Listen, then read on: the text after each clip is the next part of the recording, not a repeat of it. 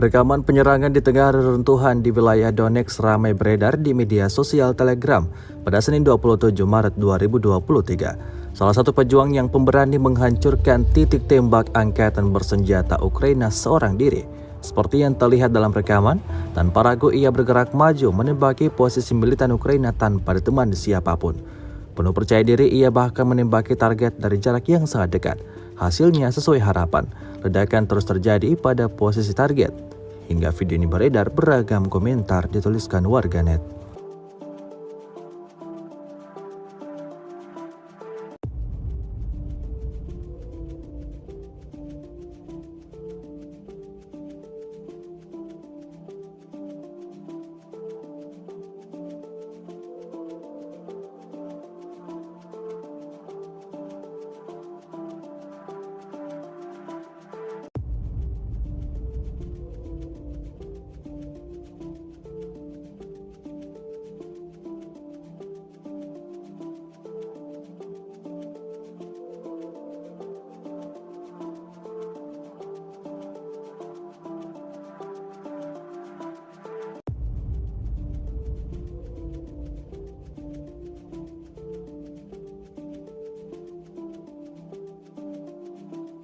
Terima kasih sudah nonton.